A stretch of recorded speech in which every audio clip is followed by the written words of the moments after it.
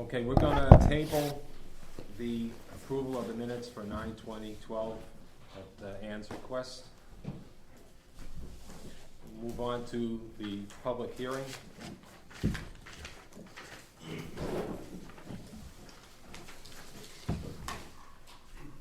This is for S&K Farms. Okay, the Phillipstown Planning Board for the town of Phillipstown, New York will hold a public hearing on Thursday, October 18, 2012 at 7:30 p.m. at the VFW Hall on Kimball Avenue in Cold Spring, New York, to consider the following application. S&K Farms application dated July 12, 2012 for approval of a minor site plan special use permit, which if approved would allow the continued use of retail sales as a filling station, convenience store, and deli. Approval would also allow the conversion of 3 existing bay car wash to use as light automobile repair shop, and those uses include oil changes, tire changes, and wiper blade replacement. Total acreage of project area is 1.07. The property is located at 3188 Route 9 in the town of Phillipstown in an HMS Highway Mixed Use District, tax map number 27.11-1-23. At said hearing, all persons will have the right to be heard. Copies of the application, plat map, site map, and related material may be seen in the office of the planning board at the town hall. Okay. Good evening, I'm Glenn Watson.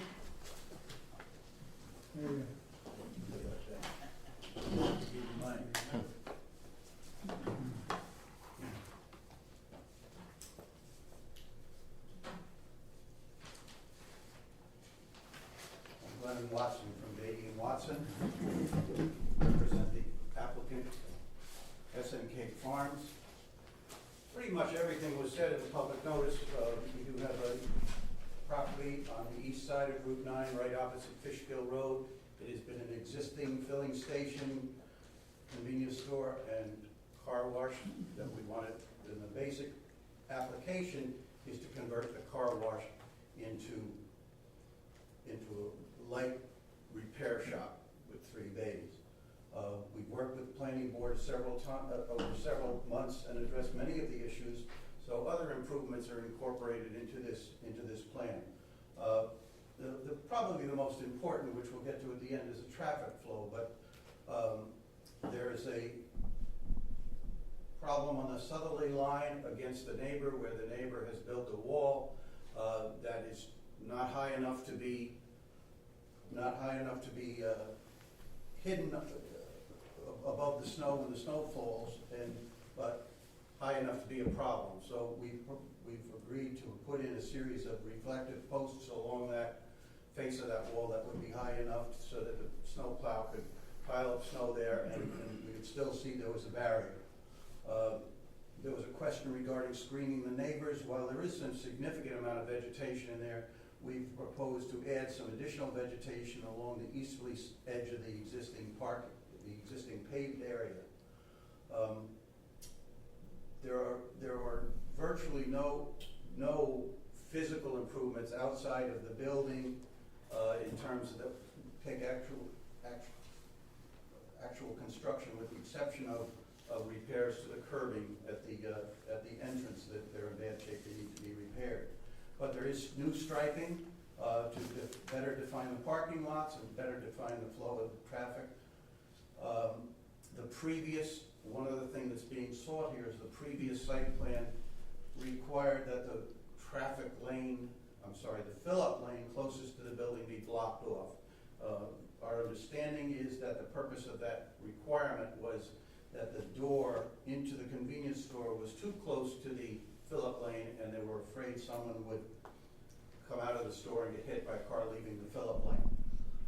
So to counteract that, to compensate for that, the door has been moved to the northerly bay of the building. The building originally was a garage and had large truck garage doors. So that building has been moved to the door has been moved to the northerly bay, and we've specified that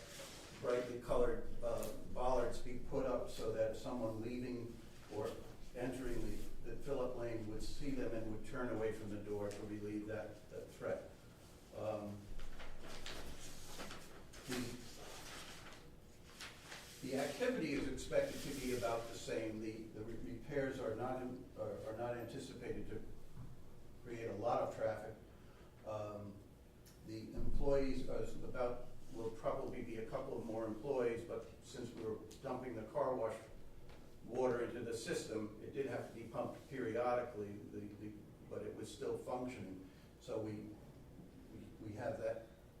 We're sure that that capacity will not be overtaxed. Other minor changes involve replacement of the propane tank exchange cages and the ice machine to the side of the building will be less evident in front of the building.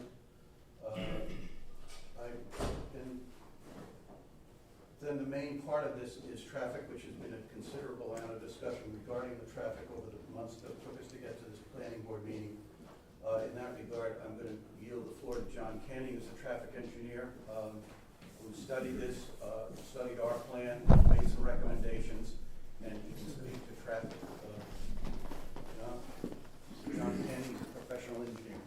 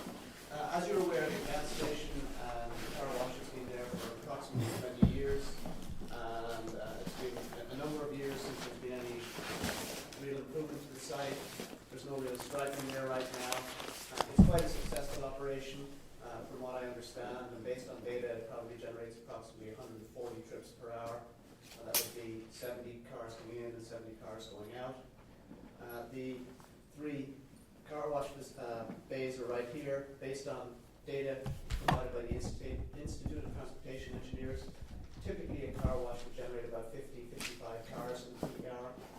The car wash is now in operation, and it's proposed to replace that with the light auto care facility, 3 bays, which typically generate approximately 18 trips in the peak hour. So that's a substantial reduction in the potential for the car wash. But it's 18 more than the 140 that currently is generated by the facility, or approximately a 13% increase. That's not a very significant increase, and a number of improvements are proposed to make activity on the site safer, to provide a safer driving environment, including striping the driveways with stop lines and double yellow lines to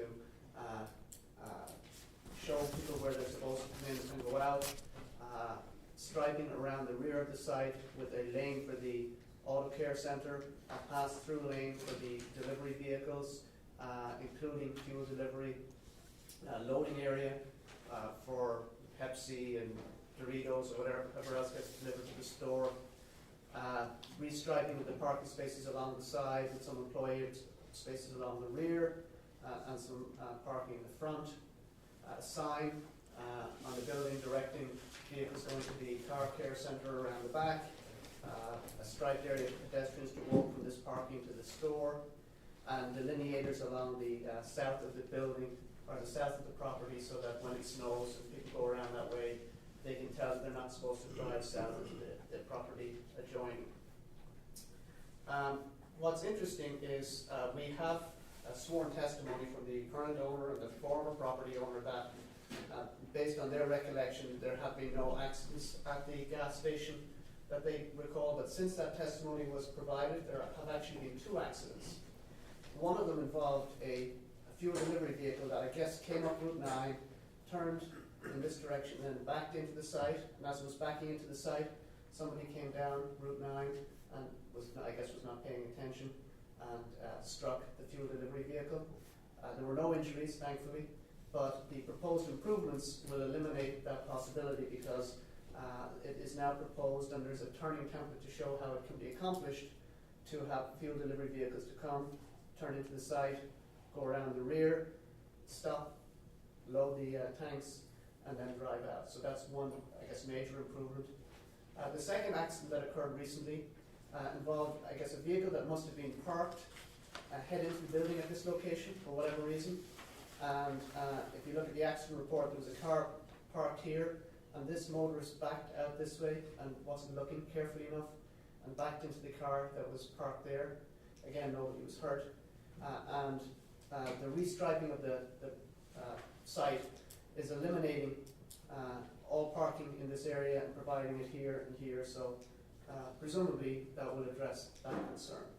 So based on my review of the data, it's my conclusion that the change in activity associated with the requested approval will be minimal, and that the improvements that are proposed to the site are relatively significant compared to that, and therefore I believe that this will be an improvement to operating conditions on this site.